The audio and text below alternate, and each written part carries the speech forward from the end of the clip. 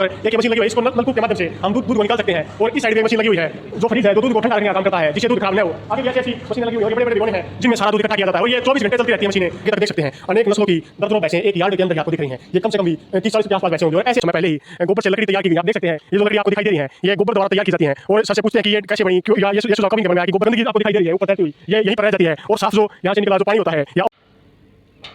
नमस्कार, capital news India में आपका स्वागत है। समाचारों की इसी कड़ी में आज हम आपको एशिया की सबसे बड़ी डेयरी दिखाने जा रहे हैं जो कि रोहना गांव में खरखोदा सोनीपत में पड़ती है।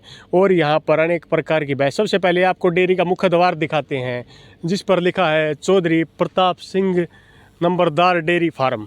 यह डेयरी फार्म सबसे बड़े डेयरी फार्मों में शुमार है और यहाँ पर खेती पशुओं के अलावा दुग्ध के अलावा भी अनेक काम किए जाते हैं। दूध से पशुओं से का जो गोबर खाद होता है उसका भी बिल्कुल सही तरीके से प्रयोग किया जाता है। अब आप लोगों को सबसे पहले हम मुख्य द्वार के से अंदर की तरफ एंटर हुए हैं।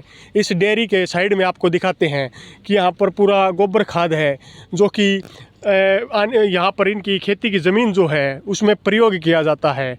सभी पशु यहाँ पर अनेक प्रकार की भैंसें और अनेक प्रकार की गायें हैं जो कि अनेक इतने प्रकार की हैं, अनेक नस्लों की हैं। इसी डेयरी की ये डेयरी मुख्य रूप से 3 मंजिल की है और इसमें पशुओं को आप देख सकते हैं ऊपर की तरफ भी बांधा जाता है और दूध यहाँ पर आधुनिक तरीके से निकाला जाता है। इस डेयरी फार्म की अपनी कुछ खास विशेषताएं हैं। इतने ज़्यादा पशु होने के कारण और यहाँ पर इतने ज़्यादा पशु होने के कारण ही इस डेयरी को और यहाँ की जो दूध निकालने की तकनीक है उस तकनीक के कारण इस डेयरी को मुख्य कारण से जाना जाता है। और इसकी इतनी बड़ी पशुओं की संख्या होने के कारण इस डेयरी को क्षेत्रफल के हिसाब से भी और सबसे ज़्यादा पशु होने का भी रिकॉर्ड है। इसलिए इस डेयरी को एशिया की सबसे बड़ी डेयरी भी कहा जाता है। ये डेयरी कई एकड़ में फैली हुई है। इसके पीछे तक की ज़मीन प्रयोग की जाती है। हज़ारों मज़दूर यहाँ पर काम करते हैं जिनकी आय का मुख्य साधन यह डेयरी ही है। यह लोहे के ग्रिल से हम इस रास्ते से अंदर की तरफ जा रहे हैं। यहाँ पर आप देख सकते हैं केंचुओं का काम भी यहीं पर होता है। यहाँ पर पीछे की साइड में आप जूम के माध्यम से देख सकते हैं उस पेड़ जो आपको पेड़ दिखाई दे रहा है उससे इस साइड में केंचुए पालन का काम होता है और केंचुओं का खाद सर्वोत्तम बताया गया है जो कि इनकी खेती योग्य भूमि में काफ़ी मदद करता है, उसको उबारने के लिए भी काफ़ी मदद करता है। अब हम डेयरी के मुख्य द्वार के नज़दीक पहुंच गए हैं जो कि आप देख सकते हैं सामने ये जो पूरा द्वार है ये इस डेयरी फार्म का द्वार है। और इस डेयरी को और भी बड़ा करने के लिए ये प्रयासरत हैं और इस डेयरी को और भी ज़्यादा पशु यहाँ पर लाए जाते हैं। एक मुख्य कारण है, कुछ लोग सोचते होंगे कि इतना बड़ा डेयरी फार्म होने के बाद इनका दूध कहाँ पे जाता है और इससे और क्या होता है।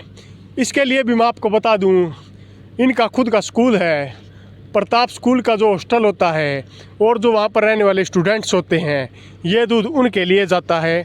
और आजकल कुछ समय पहले आप यहाँ से आपको दिखाई नहीं देगा उस साइड में इनका एक स्वीट्स की दुकान भी है जिससे यहीं के दूध की शुद्ध मिठाइयाँ बनाई जाती हैं। अब डेयरी फार्म के हम दूसरे द्वार की ओर पहुंच गए हैं। यहाँ पर आप कुछ इनके द्वारा प्रयोग की जाने वाली टंकियाँ देख सकते हैं। ये टंकियाँ इनके द्वारा यहाँ पर किसी कार्य के लिए प्रयोग की जाती हैं। उसके पीछे कुछ ट्रेलियाँ हैं जो खाद को इधर उधर करने के लिए प्रयोग की जाती हैं। और यहीं से ये पूरा का पूरा लगभग 4-5 एकड़ ज़मीन गोबर खाद को अच्छे से मेंटेन रखने के लिए ही प्रयोग की जाती है। अब हम मुख्य द्वार की ओर आगे की तरफ बढ़ते हैं और आपको डेयरी के बारे में अच्छे से बताने का काम करते हैं। यहाँ पर आप देख सकते हैं जनरेटर की सुविधा भी यह खुद की, अगर यहाँ पर बिजली की सप्लाई ना आए तो ऐसी कोई दिक्कत नहीं बनेगी कि जिससे यहाँ पर बिजली चली जाए। इनके पास खुद का जनरेटर भी है। और अब हम मुख्य द्वार से अंदर की तरफ एंटर हो गए हैं। आप पूरा का पूरा एरिया देख सकते हैं कि यह डेयरी फार्म आपको दिखाई देगा कितना बड़ा है। यह काफ़ी बड़ा डेयरी फार्म है और यहीं पर बस इसी के साथ अब हम आपको दिखाते हैं साइड में एक कमरा बना हुआ है। यहाँ पर अंदर की तरफ हम देखते हैं कि ये ये काफ़ी बड़ी बड़ी मशीनें लगी हुई हैं जहाँ से दूध फिल्ट्रेशन के माध्यम से आप देख सकते हैं ये मशीन चली हुई है। यहाँ पर दूध फिल्टर होता है और इन मशीनों में साफ़ होकर एक ये मशीन लगी हुई है, इसको नलकूप के माध्यम से हम दूध को निकाल सकते हैं। और इस साइड भी एक मशीन लगी हुई है जो फ्रीज है, जो दूध को ठंडा रखने का काम करता है जिससे दूध खराब न हो। आगे भी ऐसी ऐसी मशीनें लगी हुई हैं और ये बड़े बड़े भिगोने हैं जिनमें सारा दूध इकट्ठा किया जाता है और ये 24 घंटे चलती रहती है मशीनें। इसके बाद हम आपको आगे की ओर दिखाते हैं। ये पहले लास्ट वाली प्रक्रिया है जो दूध निकलने के बाद आता है और दूध को रखा जाता है। अब आगे की तरफ आते हैं, आपको दिखाते हैं। इधर से आरंभ करते हैं। सबसे पहले आप देख पाएंगे ये रूम है जो इनके आराम करने के लिए या बैठने के लिए होता है।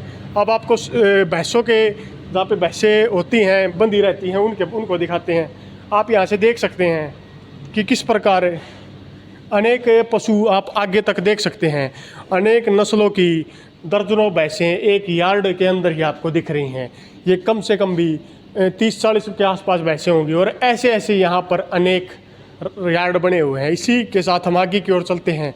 आप भैंसों की नस्लों को देख सकते हैं और आप देख सकते हैं कि अलग अलग नस्ल की अनेकों भैंस यहाँ पर हैं। और यहाँ पर पशुओं को बाहर से नहीं खरीदा जाता, यहीं पर पशुओं की नस्लों को तैयार भी किया जाता है। अब आप ये ट्रैक्टर देख सकते हैं, ये 4x4 ट्रैक्टर जो गोबर हटाने के लिए प्रयोग में किया जाता है। इसके बाद आप इस साइड में अगर ये जो देख सकते हैं, ये पशुओं को पानी पिलाने के लिए ही यहाँ पर बांधा जाता है ताकि अगर ज़्यादा गर्मी का मौसम हो, यहाँ पर छाया आ जाती है, पशुओं को बाहर से अंदर की ओर शिफ्ट किया जाता है और इसमें पानी रखा जाता है ताकि पशु पानी पी सकें। ये नीचे आप देख सकते हैं, इनमें पशुओं की बेलों से पशुओं को बांधा जाता है। यहाँ पर सैकड़ों पशुओं के लिए कार्रवाई की जाती है। और अभी इस भाई से पूछते हैं कि ये धोने का काम कर रहा है, क्या कर रहा है भाई, क्या कार्रवाई चल रही है? धोने का काम चल रहा है क्या? धोने का काम चल रहा है क्या? चलो उस साइड में आप देख सकते हैं कि पशुओं का हाथ से भी दूध निकाला जाता है और ये भाई इसको धोने का काम कर रहा है। ऊपर की ओर भी आप देख सकते हैं, ऊपर की ओर भी फर्स्ट फ्लोर पर भी पशु हैं। और इसके साथ आपको पहले ऊपर की तरफ का ही नज़ारा दिखाते हैं कि कितने क्षेत्र में फैली डेयरी है। इसके ऊपर से हम उम्मीद करते हैं शायद आपको कुछ देखने को मिलेगा। इसी के साथ जिन्ने की तरफ पढ़ते हैं, आप देख पाएंगे कि ये स्लोप इसलिए बना रखा है कि पशु आसानी से यहाँ पर ऊपर नीचे की तरफ जा सकें। और इसमें आप ध्यान से देखेंगे तो आप देख पाएंगे कि पशुओं का पैर न फिसले, इसके लिए इस बात का खास ध्यान रखा गया है। अब हम ऊपर की तरफ जैसे ही जाते हैं, हमें सामने से ही पशु दिखने शुरू हो जाते हैं और यहाँ भी नीचे की तरह ही सैकड़ों की संख्या में पशु हैं। एशिया की सबसे बड़ी डेयरी में आप देख पाएंगे कि साफ़ सफाई का कितना ध्यान रखा गया है।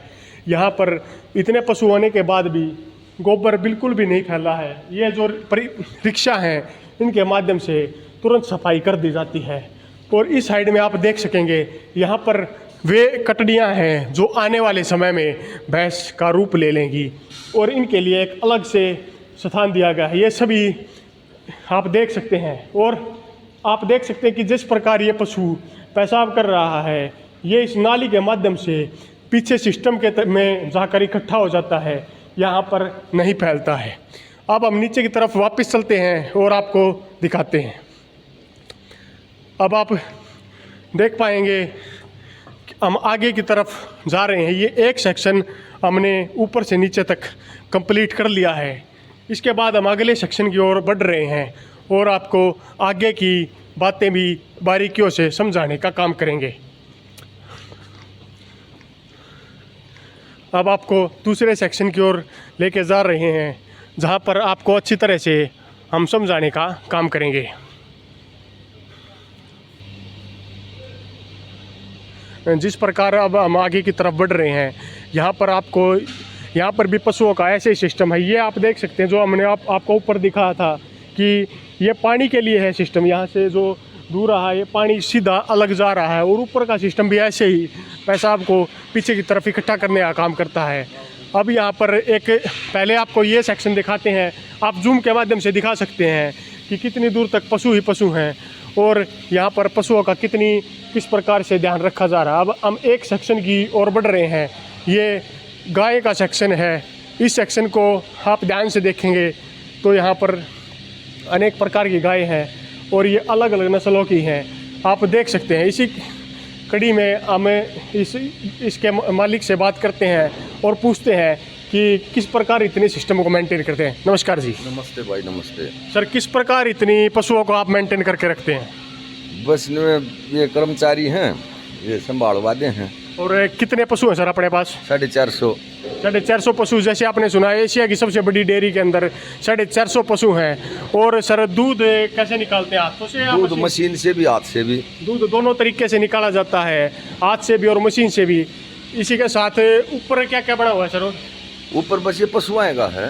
ऊपर भी आप सुन पाए किस किस नस्ल की और भैंसें मिलेंगी सर हमारे पास यहाँ पे? भैंस ज़्यादातर मुर्रा है और गाय ये मिक्स ब्रीडिंग की हैं। भैंसें मुर्रा नस्ल की और गाय मिक्स ब्रीड की हैं।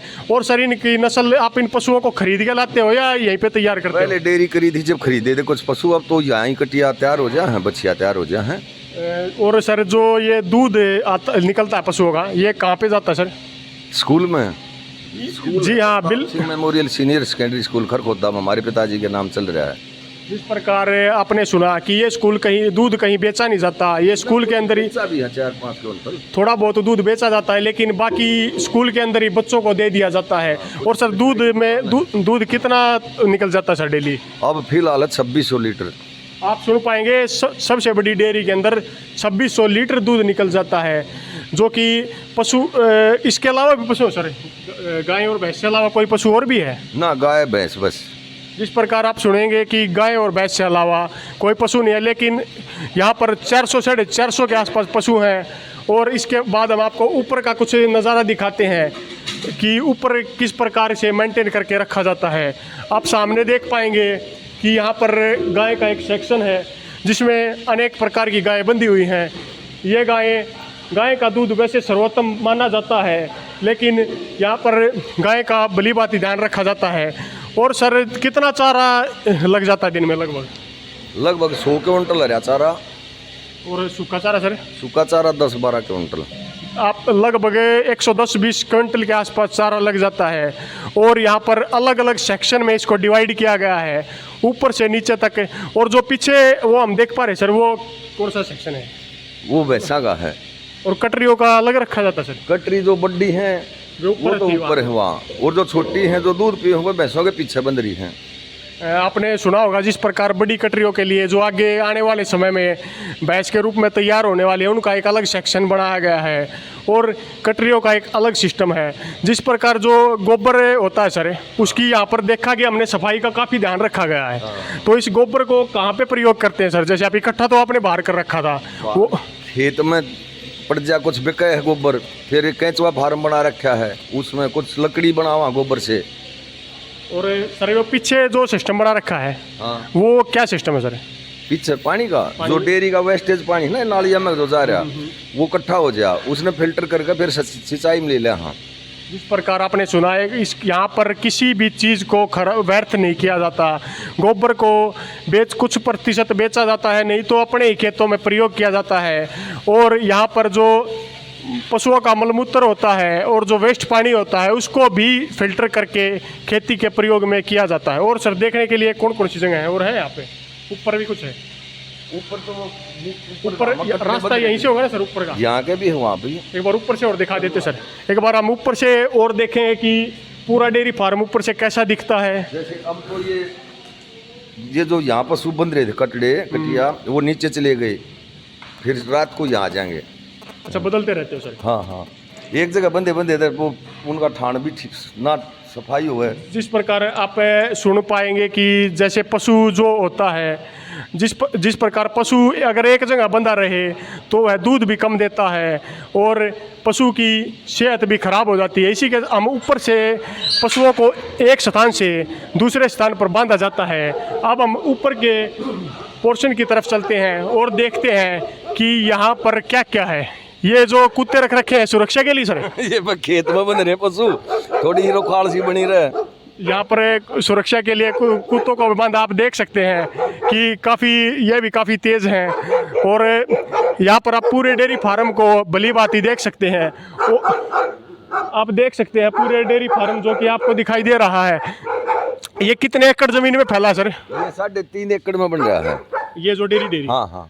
और अपनी ज़मीन कितनी है सर यहाँ आसपास में? ज़मीन 32 किले हैं और 100 किले किराए पर लेगा वो वहाँ। आप देख सकते हैं 100 किले तो ये वैसे बोते हैं और 32 खुद के हैं, 35 खुद के हैं। और डेयरी फार्म जो कि विशाल एरिया में बड़ा हुआ है। और ऊपर से देख सकते हैं सर, ऊपर से देख खुले। और सबसे ऊपर से टॉप फ्लोर से आपको एक बार एक नज़ारा दिखाते हैं पूरे डेयरी फार्म का, जो कि आपने शायद ही एशिया की सबसे बड़ी डेयरी का ऐसा नज़ारा देखा हो। यहाँ पर पशुओं का इतने अच्छे तरह से ध्यान रखा जाता है। साफ़ सफाई आप देख सकते हैं कि कितनी अच्छी तरह से रखी गई है। अब पूरा सेक्शन आपको दिखाते हैं। जैसे वो तो केचुआ फार्म बना रखा है। आप देख सकते हैं उस साइड में सबसे आगे वो केचुआ फार्म है और इसके साइड में ये गोबर खाद का यहाँ पर इकट्ठा किया जाता है। इसके बाद आप अगर इस साइड आएँ तो जो शेड बने हुए हैं यहाँ पर पशुओं को बांध कर रखा जाता है और पशुओं की शिफ्टिंग होती रहती है। एक जगह पर पशु को नहीं रखा जाता। और क्या कहना चाहिए सर, आगे भविष्य में क्या विचार हैं और पशुओं को बढ़ाएंगे या क्या करेंगे सर? दूध की जरूरत पड़ी तो बढ़ावांगे। और जिस प्रकार सुन रहे हैं अगर खपत ऐसे ही बढ़ी तो पशुओं को भी बढ़ा दिया जाएगा। आप टंकी भी देख सकते हैं। ये कितने लीटर की होगी सर टंकी? ये 5-5 हज़ार लीटर की हैं। और पानी कितना लग जाता है सर डेली? पानी 1 एकड़ की सिंचाई हो जाए इतना लग जाए। आप सुन पाएंगे कि 1 एकड़ की सिंचाई हो जाए इतना पानी रेगुलरली यहाँ पर लगता है। एक पीछे से और एक बार आप शॉट्स देख सकते हैं कि पूरा डेयरी फार्म कितना विशाल है। इसीलिए इसको एक छोटा डेयरी फार्म नहीं कहा जाता, इसलिए इसको सबसे बड़ा एशिया का डेयरी फार्म कहा जाता है। और इसी के साथ हम सर से आखिरी सवाल पूछते हैं कि सर अगर ये डेयरी फार्म आपको पता ही सर सबसे बड़ा एशिया का बोला जाता है? ना ऐसा नहीं पता मेरे को। एशिया का सर, और मैं कहीं बाहर ना जाता ना और बड़े होश कहीं इसके बड़े भी पा जाए कितने। पर जहाँ तक आज तक हमने जितने भी चैनल्स पे आज ये वीडियो देखी है हमें यही पता लगा है कि एशिया का सबसे बड़ा डेयरी फार्म यहीं पर है। देखो आपने तो और डेयरी देखी है, मैंने तो और डेयरी देखी नहीं ना, तो मैं कैसे कह दूँ अपनी डेयरी को भैया सब तो बड़ी हमारी है। बाकी सर एक संदेश है जो पशुपालक हैं हाँ जी। उनको अगर कोई ऐसा छोटा मोटा डेयरी का फार्म का काम करना चाहे तो उनको क्या संदेश देना चाहिए कि कैसे वो काम करे? और अगर कोई किसी को सलाह चाहिए तो आपसे मिल सकता है, नहीं मिल सकता सर? ना मेरे पास जो जानकारी है मेरे से कोड्डा में पूछो। बाकी जो मेहनत का काम है, अच्छा जो पहले जिसके घर पशु पाले जाते हैं वो ही कामयाब होगा। एकदम कोई पशु पहले घर नहीं रखता और अब एकदम डेयरी कर लेगा बड़ी, तो मेरे ख्याल में इतना नहीं हो पाओगा। शोरूम जैसे 2 भैंस ले हुए फिर 2 और ले 2 बढ़ाता जाओ ना सहज सहज तो कामयाबी मिलेगी। एकदम ज़्यादा बड़ी नहीं करनी। जितनी दूध की जरूरत हो उसका दूध जितना यूज हो जाए उतनी फिर कितनी बड़ी बना लो। डेयरी में तो पैदा दूध से है, जितना दूध बढ़िया भाव बेका बढ़िया यूज हो वो लो। जिस प्रकार आपने सुना कि जैसे आपको कितना दूध बेच सकते हैं उसी के अकॉर्डिंग आरंभ में डेयरी स्टार्ट करनी चाहिए। अगर किसी भी प्रकार की कुछ थोड़ी बहुत सलाह चाहिए तो आप खरखोदा के नज़दीक रोहना गांव में Chaudhary Pratap Singh dairy farm house पर आकर सर से बात कर सकते हैं। इसी के साथ आप लोगों से विदा लेते हैं। जय हिंद जय भारत। आपको एक आधुनिक तरीके से दूध निकालने की विधि से भी दिखाते हैं। आप देख सकते हैं वो जो मशीनें लगी हुई है वो भैंस या गाय के थन पर लग जाती है जिससे डिजिटल रूप से दूध निकाला जाता है। तो सर ये जो दूध निकलता है ये कितनी मशीन है सर अपने पास? ये 2 मशीन है, 8 बाल्टी। और किस प्रकार निकलता है सर इसमें दूध? भाई वो थना का ला जा और वो चालू हो जा। और फिर इससे दूध निकल कर कौन सी जगह पे जाता है सर? ड्राम में। अच्छा, जिस प्रकार आप देख सकते हैं जूम करके आपको दिखाते हैं कि ये मशीनों की वायर के थ्रू ये दूध निकलता है और ड्रामों के अंदर शिफ्ट हो जाता है। ये मशीन बिजली से चलती है सर? बिजली से। आप देख पाएंगे कि ये मशीनें बिजली से चलती है और इसमें पशुओं का आधुनिक रूप से भी दूध निकाला जाता है। तो काट देने भी कर दे। इसी पर चौधरी प्रताप सिंह डेयरी फार्म में अभी कुछ समय पहले ही गोबर से लकड़ी तैयार की गई है। आप देख सकते हैं ये जो लकड़ी आपको दिखाई दे रही हैं ये गोबर द्वारा तैयार की जाती हैं। और सर से पूछते हैं कि ये कैसे बनी, क्यों, या ये सुझाव कब इनके मन में आया कि गोबर से लकड़ी तैयार करवाएं, कैसे बन में आ सर ये गोबर से लकड़ी? बस वो ईंधन की हमने ज़्यादा ज़रूरत पड़े है, पानी गर्म करने के लिए भैंसा की आवटी बनानी पड़े, तो फिर मशीन की वीडियो देखी थी पंजाब में, वहाँ से मशीन मंगा ली, इसकी लकड़ी बनाने अच्छा, लगे। कितने रुपए की मंगवाई सर मशीन? 65,000 की। ये 65,000 की मशीन गोबर से लकड़ी बनवाने के लिए स्पेशल पंजाब से मंगवाई गई है। और आप देख पाएंगे और पूछते हैं सर कि किस प्रकार बढ़ती है सर ये लकड़ी इसमें? इसमें ऊपर तो गोबर डालने जाओ। एक बार दिखा दे सर पास हाँ चलो। आप देख पाएंगे कि ये मशीन जो आपको दिखाई दे रही है बिजली से चलती है, और इसमें ऊपर से आप देख पाएंगे कि यहाँ पर गोबर डलता है, उसके बाद मशीन को चालू कर दिया जाता है। और यहाँ से आप इस पॉइंट से देख पाएंगे कि 3 इंची इस पाइप से लकड़ियाँ तैयार हो जाती हैं। और देख पाएंगे कि जिस प्रकार ये पीछे गोबर जो रखा हुआ है, इस गोबर के माध्यम से एक दिन में कितनी लकड़ियाँ बना देती है सर ये मशीन? ये एक दिन में जो बड़ी ट्रॉली है ना, उसका पूरी काट दे। 1 ट्रॉली लकड़ियाँ इस मशीन से बन सकती हैं। अब आपको लकड़ियाँ बारीकी से दिखाते हैं, जो गोबर से बनी हुई लकड़ियाँ हैं वो आपको बारीकी से दिखाते हैं। पीछे भी पूरा लकड़ियों का स्टॉक है जो गर्म पानी करने के लिए काम में आता है। और अब आपको एक बार लकड़ी दिखाते हैं कि किस प्रकार की लकड़ी तैयार होती है। ये आप देख पाएंगे पूरी गोबर से बनी हुई लकड़ी है, और बिल्कुल ये वैसी लकड़ी जैसी ही प्रतीत होती है जैसी काठ की लकड़ी होती हैं। इसी प्रकार इस लकड़ी को गर्म पानी करने के लिए यहाँ पर, क्योंकि ज़्यादा आग जलाने की ज़रूरत होती है, गर्म पानी की भी ज़रूरत होती है। पशुओं को गर्म पानी पिलाने के लिए या उनके लिए वो दवाई या इत्यादि तैयार करने के लिए भी इस लकड़ी का प्रयोग गर्म पानी के लिए किया जाता है। कर दे कट जिस हो गया चालू। जिस प्रकार आप देख पाएंगे कि इतने बड़े बड़े ट्रैक्टर के ट्रॉली इनकी मदद से यहाँ का कार्य किया जाता है। और ये पूरा एक फिर गाय का सेक्शन आ गया है, और ये पीछे भी पूरा का पूरा आगे तक आप देख पाएंगे पूरा गाय का सेक्शन है।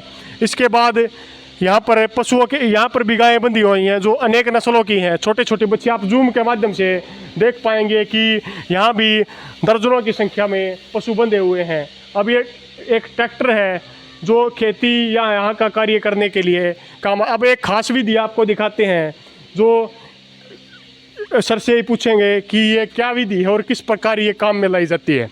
ये बताएं सर ये क्या? भाई जो डेयरी का वेस्टेज पानी है ये इसमें आ जा इकट्ठा हो गया। अच्छा, हाँ, फिर इसमें साइफन हो गए, परले तालाब में चला जा, मोटर उठा के सिंचाई के लिए। फिर फिल्टर करते हैं सर इसको? ना वैसे नितरजा है, साइफन दोबारा खींच लें, वो अड़ंगा ना जाता उसमें। आप देख पाएंगे कि आप अच्छे से एक बार जूम करके भी देख सकते हैं। ये जो भी यहाँ का ख़राब पानी होता है उसको वेस्ट नहीं किया जाता या किसी जगह बाहर नहीं जाता। यहाँ ख़राब पानी कलेक्ट होता है, उसके बाद ये साइफन विधि के द्वारा दूसरे टैंक में शिफ्ट हो जाता है, जहाँ से इसकी जो गंदगी आपको दिखाई दे रही है ऊपर तैरती हुई, ये यहीं पर रह जाती है। और साफ़ जो यहाँ से निकला जो पानी होता है या अवशिष्ट मल होता है वो दूसरी जगह पर शिफ्ट हो जाता है। और पशुओं का मल और जो गोबर होता है वो सिंचाई में काफ़ी अच्छा होता है। इसके लिए इसके द्वारा बाद में सिंचाई के रूप में इसको प्रयोग कर लिया जाता है। इसी प्रकार इसी के साथ इस वीडियो में आप लोगों से विदा लेते हैं। जय हिंद, जय भारत।